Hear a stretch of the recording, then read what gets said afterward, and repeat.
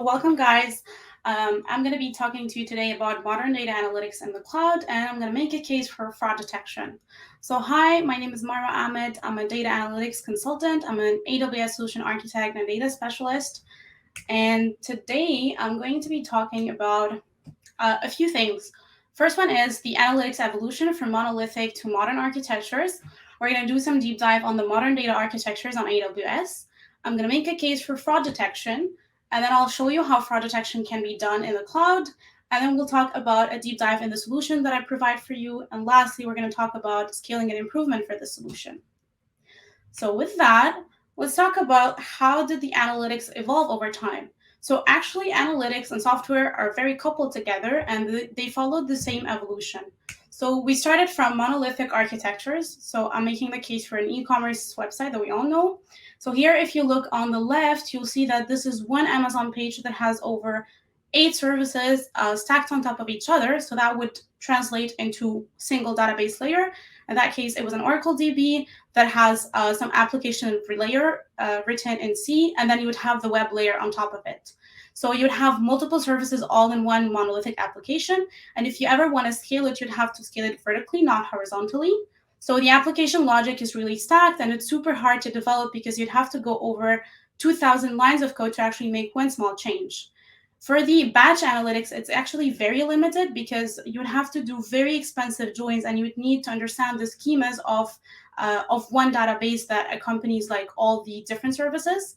One database that serves all, that's very difficult to manage if there's schema changes, and you would also have to communicate that with your other analysts. Lastly, the data is exposed directly from the database, so this could actually pose some access and latency issues. So from there, we move to the microservices architecture, where we actually break down the services into independent services that are decoupled and they can scale themselves horizontally. The application logic is isolated, so the data is accessed by an API. The use case, there is use case driven batch analytics. And what that means is that if your BI analysts want to look at a specific service, they would just have to run the queries for that one database that is responsible for the service instead of having to access the one database.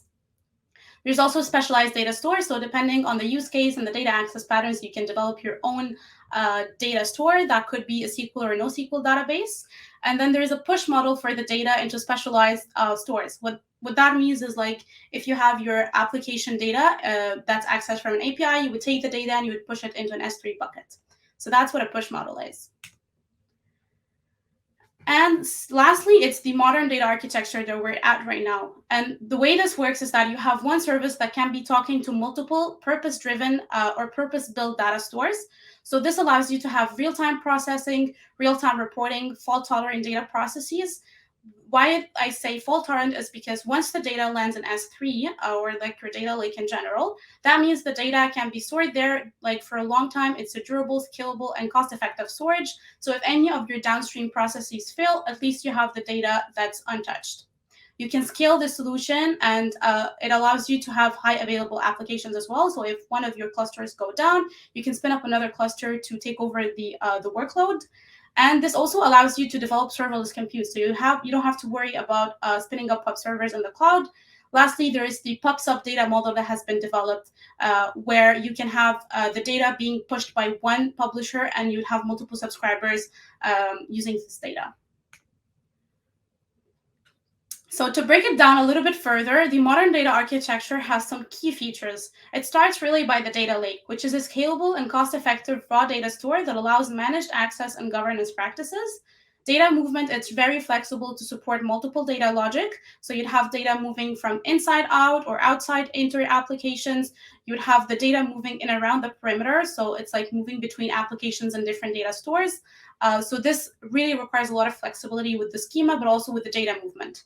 There's the data warehousing that leverages massively parallel processing engines to build your OLAP processes.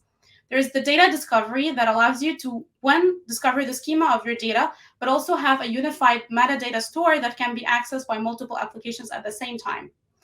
You also have the purpose-built data stores that allows you to have different data stores depending on the access patterns and data consumption purposes.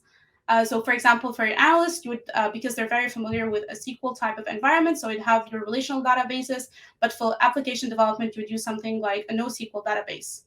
And lastly, predictive analytics. So this is really the capabilities that can support real-time big data processing and also analytics using custom ML models or open source technologies like Hadoop. So as it looks on AWS, it's really a process that starts by a central data lake. So you would get the data and you would put it into your central data lake with managed access and governance for the raw data. So we call this the raw data zone. And then you would store the data into a SQL or a NoSQL database, depending on your use case. For that, Amazon offers two main products. For the SQL, you'd have RDS and Aurora. And for the NoSQL, you'd have DynamoDB as the store. This is not an exhaustive list. There's much more than that, but these are the more popular solutions. So after you push your data into the purpose-built stores, you would validate the data using SQL and put it into a new curated bucket. So you could use Athena for that. And Athena is really a SQL engine that's built in Presto. And this allows you to access the data in S3 right away. So you do like queries, like aggregation queries really fast without having to move the data at all. Finally, you would push the data into your warehouse for analytics purposes. And then you would have the BI tools that are like downstream processes for your business analysts to view the data directly. So you can use Athena from that, or you can actually access it directly from Redshift. Finally, if you have a use case like searching products, machine learning use cases, or streaming products, you'd actually use SageMaker or EMR for that. So today I really wanted to make a case for fraud detection, and there's a really good reason for that. By just looking at the numbers, you see that it's like the cost of fraudulent transactions in 2023 is projected to be $41 billion. That's US dollars. And it's costing a lot of e-commerce businesses a lot of money. And it actually is representing 22% of the retail sales, which is actually growing from 19% pre-COVID. And you have, on average, every day, global e-commerce businesses deal with approximately 1,000 transactions, fraudulent transactions, or 200,000 transactions per month.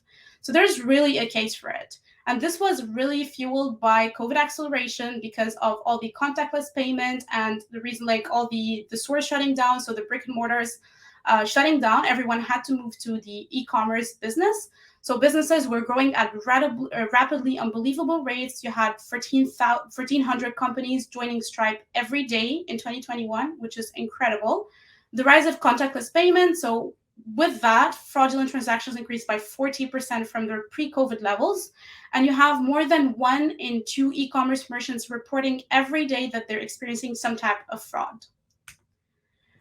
This is also a personal reason for me, but that's why I was consulting with my client on this project, because at the time, before COVID even, there was a really rising popularity for the drop shipping model. And for people who do not know what drop shipping model is basically you would set up your store in Shopify and you would connect with a supplier that's based overseas that would offer you wholesale prices, and then you would sell your product at retail prices, so you would make the difference. And it's actually a legitimate model that can make you a lot of money, but it has its own disadvantages because if your seller is not verified, that would be so hard. That'd be so hard for you to actually, one, verify it, but also detect any fraudulent transactions that could happen on the seller side or the consumer side. So actually in 2020, 20% of the stores on Shopify were labeled as fraudulent, 39 of which were selling counterfeit products or deemed fishy merchants, and 12% of the stores in 2021 were drop shipping at least one product. So that's a lot of volume for potential fraudulent activities online. So I kind of wanted to go over just some types of fraud. These are not exhaustive lists, but these are the more popular ones. And after each one, or like below each fraudulent activity or fraudulent type, what I did is I added a detection score. And this really represents my personal belief of how easy it is to detect this type of fraud, but also from the research that I had done for my client. So we'll start by the chargeback fraud. And this is really like when a customer orders something and uses a credit card, and then after they get the product, they would contact their credit card and say, I want to void this purchase and deem it as chargeback. So I, myself as a store owner or the merchant, I would have to pay you back. And this I gave a score of 9 because it's really hard to detect whether this is a legitimate transaction or not, because it could be, and you would never know that the customer would actually charge it back. to you. The second type is a refund fraud, where the fraudster would actually purchase the product and then they would offer, or like they would submit a refund request. And that I give a detection score of 10, because it's so hard to, one, distinguish between the legitimate transactions, so people who actually want to return the product, but also the fraudulent transactions where like people just buy the product and they use another card to do the refund. And this is really one of the harder to, not just harder to detect, but also like it's getting very creative to do these types of activities. So it's also like evolving over time. On the other side, you have the account takeover fraud, which is a little bit easier to detect.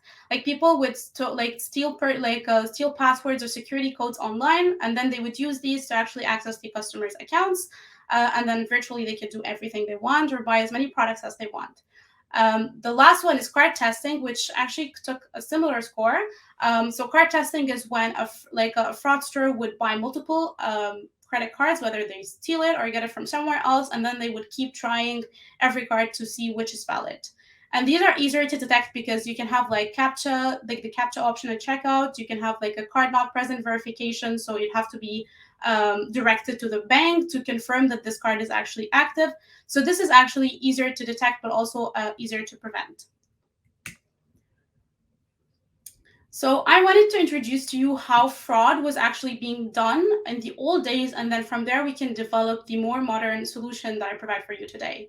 So the fraud at the time in like the good old days, it was actually a rule-based type of pipeline. So what happens is that you would have like the customer making an order, and then the order would be submitted to some to your some application logic in the backend, and the backend would use a rule-based engine. So for example, it would be something like if the browser IP does not match the billing country, for example, so where they made the order, and if the customer score grading there is 70% and the transaction amount is more than $1,000, then you would block the transaction. Once the transaction is blocked, it would actually get flagged to your fraud team, so your fraud analyst, and they would do the manual review. This solution is actually great for two reasons. One is that the logic is so human readable, so you can understand how the decision is being made, and the fraud team can use their domain expertise to actually build these rules. But it also has its disadvantages. Three of them being that new customers will have no scores. So for new people, for new customers that just made purchases on your store, you'd have to do some sort of extrapolation to the customers that you have existing in your data stores. So for example, you do like some type of clustering techniques, but that also requires technical expertise. And you also have the rule-based logic that can get very complicated. So yes, it's easy with 3 rules, but then if you have 20, 25, or even 100 rules, you can actually lose the decision process or know why is this decision being made. So it could get very complicated. Lastly, the nature of this analytical pipeline is batch. So it's actually not going to be easy to catch the fraud transaction, especially like the chargeback and the refund on time. So now I want to talk to you about like how is it done in the cloud, and there's like three to four benefits of doing the analytics in the cloud, the fraud detection analytics in the cloud, but it also doesn't come at a cheap cost. It has its own disadvantages. So in terms of good in terms of like good advantages or good points for it is that you have real-time detection. So you can actually capture everything that's happening right away instead of having to bear the cost of yourself as a merchant. You can have trained model that will be exposed to an API, so that would be easy to deploy, and you could just call the API endpoint directly. You would have real-time reporting on your transactions or accounts, so you would know the activities in real time, but it would also have continuous model update and improvement. This is perfect, but it comes at some certain costs. So for example, without enough data, your performance can be compromised, especially during the first 30 to 60 days of deployment, because it takes time to mature the transactions, especially the fraudulent transactions. Secondly, technical expertise is required, and without having like machine learning domain knowledge, it's going to be really hard to develop the model to actually do the training and the detection. Accurate, like you need high quality, accurate data labeling, and this would require a lot of time, but also a lot of technical expertise. Lastly, the model-driven insights that you get from the training can actually have negative impacts on customer satisfaction. And this, for example, if you have like one customer that's being blocked multiple times because of the model is labeling them as high risk, you would actually have that customer probably like leaving after a few of those like blocking activities. So as it looks on AWS, there's 3 ways to do the fraud detection. This is not an exhaustive list, but these are the more popular solutions. So first off, you have SageMaker, which is just another way of deploying Python and R in the cloud and using your own domain expertise. You have EMR, which you can use to leverage like open source technologies like MLlib and Hadoop. And you have the fraud detector, which is the AWS managed service. So in terms of like how everything compares to each other, for the SageMaker and EMR, you would need a deployment endpoint. But for the fraud, for the fraud detector, it comes with a deployment itself. So you don't have to worry about like deploying that endpoint after you train the model. It actually does that for you. In terms of dev time, the first two options, so SageMaker and EMR, could take days to weeks depending on your expertise, but also with EMR, it depends on your Hadoop expertise. For the fraud detector, it could take hours to days, depending on how much the training process and building the data takes. Lastly, for orchestration, for SageMaker and EMR, you would need to build a pipeline for development, so you can actually develop the entire machine learning pipeline. But for the fraud detector, it's already included in the service. So as you can see, there's a lot of good benefits to using the fraud detector right away. And actually, this is using Amazon's 20 years of expertise in e-commerce, and they're using that engine to actually do the fraud detection in Amazon.com. So how does it work? You actually first start by choosing a model, and there's 2 models currently supported in the fraud detector. There's the transaction fraud insights model. There's the account fraud insights model. So that's the first part, and then you would have to define operating ranges for your evaluation. What that means is you would have to choose an acceptable false positive rate, so the transactions that will be labeled as fraudulent when they're actually not, versus a fraud capture rate, which is your true positive rate. And if you already like have done any machine learning projects before, you know that there is like the ROC curve. So there is usually like a trade-off between the false positive rate and the true positive rate. So you would want to see what's acceptable for your business. And then you would get the data. So there is actually minimum transactions required for both models. So you'd need 10,000, at least 10,000 records, 400 of which are labeled as fraudulent. Then you would train the model. So locate the S3 bucket where the training data is uploaded, and then start the AutoML pipeline to train the model. Lastly, you would use your domain expertise, so the rules that you built from your rule-based engine, to do some business logic and add the decision rules to categorize your transactions. And this is the creating the detector part. And you can actually then use the detector that's already deployed as an endpoint. You would actually use the get event predictions API to test it with other services. So the next part we want to talk about is really getting the data. What if you have less than 10,000 transactions and you're just a newly started store? You'd actually have to use synthetic sampling techniques like Smote and Python to oversample your fraudulent transactions to at least 40%. And there's like multiple ways that you can do this. And then something also to consider when you're getting the training data is label maturity. So usually it takes 30 to 45 days to start to detect the fraudulent transactions correctly. So ideally your training data has to be 4 to 6 weeks old. And you cannot have data that's from 2018 to predict fraudulent transactions in 2022 or 2023. The reason for that is fraud activities develop quite a lot, and there's like usually changing trends. So you'd want the data to be old, but not too old. And then you would develop a data profile, so also known as your EDA, so your exploratory data analysis, to see what are missing values, how can you impute, how can you replace, and lastly, build your feature set. So that, like with that, you'll have the training data to actually train the detector.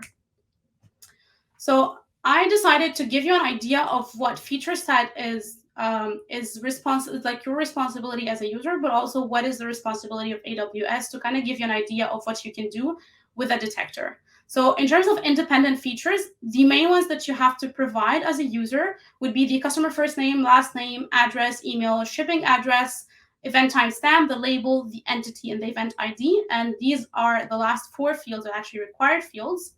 But AWS doesn't provide anything for you in terms of independent features. However, for data aggregations, usually what you do is that you would have like a customer, like a column that has all the customers' previous orders and how many orders they have done, their values. But for that, like for the fraud detector case, you don't have to do that, because the fraud detector in of itself is a data aggregation engine. So it would actually build these fields for you right away. You don't have to do it yourself. So this also cuts a lot of the development time and the querying part. So for validation on the user's end, you do not have to do, but it's recommended that you do, because the detector itself does all the validation. So it does like imputation, replacement for missing values. It does like checks for the IP addresses formats, the email addresses formats. There is like more than 100 validation rules in the detector. For partitioning and resampling, because like in the typical machine learning pipeline, what you would do is that you would split your data into train, test, validation. You do not have to do this because the fraud detector does it automatically for you. So for feature enrichment and engineering, usually you would spend quite a lot of time to see what features make sense for you. But for the fraud detector, this actually comes pre-built into the engine. So it do like IP address enrichment. It would parse text fields, capture the categorical variables and turn them into numerical, and so on. It also has feature importance and hyperparameter tuning potential. So it actually has the features built into the engine, and you don't have to do any of these yourself. So the modern solution that I provide for you today is actually a solution that allows you to run serverless compute, that's event-driven, and allows you to do real-time fraud capture. It has its purpose-driven storage that allows you to optimize your storage in terms of cost, scalability, but also performance. And it's a scalable solution that can scale up to stores that handle 50 to 60,000 transactions per month. So for breaking down the architecture, I wanted to start by like the first part, which really starts from a webhooks integration between Shopify and EventBridge. So EventBridge is the event handler for AWS.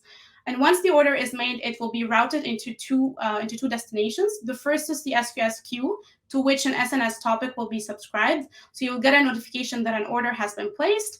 And then the serverless Lambda function that will push the orders to DynamoDB, which is an optimal store for this type of transactions. It can handle high velocity of orders. And then another Lambda function will push it to S3 for raw storage. The second part of the architecture is the same Lambda function will actually process the orders and do some enrichment on the features if you have domain expertise in what features would actually go besides what's offered by the fraud detector.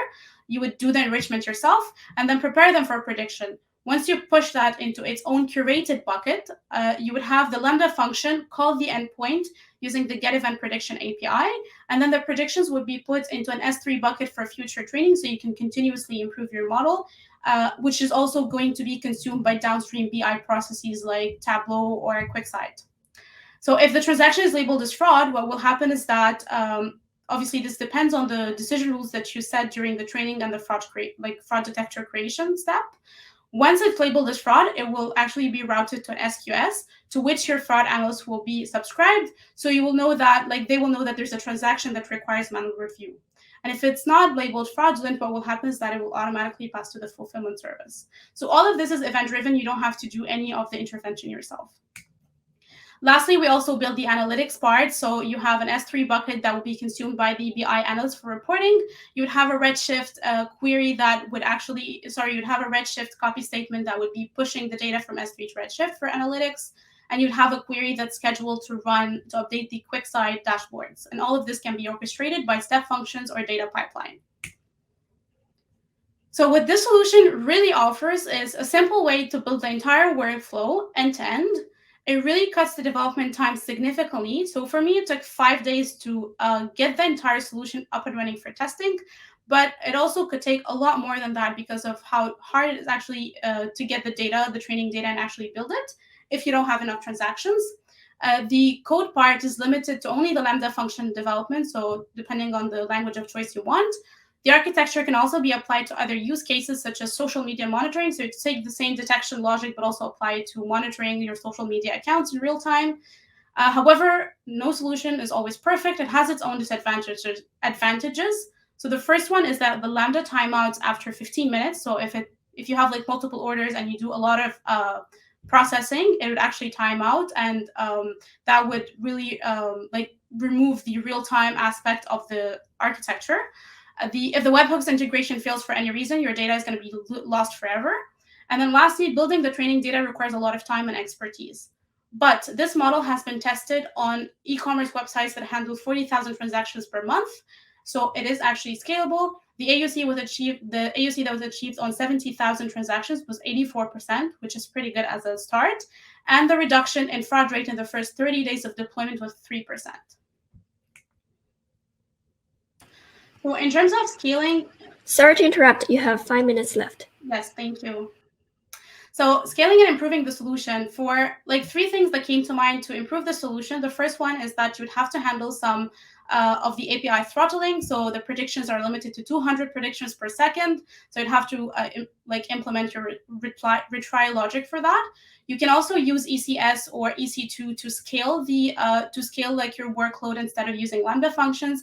And you can use some sort of infrastructure as a code, like for example, Terraform or CloudFormation, to do the automatic scaling of the entire architecture. So with that, I'm actually done. Thank you so much for listening. And if you guys have any questions, feel free to follow me on LinkedIn or connect with me on LinkedIn or follow me on Twitter. And I have a podcast starting soon, so stay tuned for that as well. But thank you. If you have any questions, please ask right away.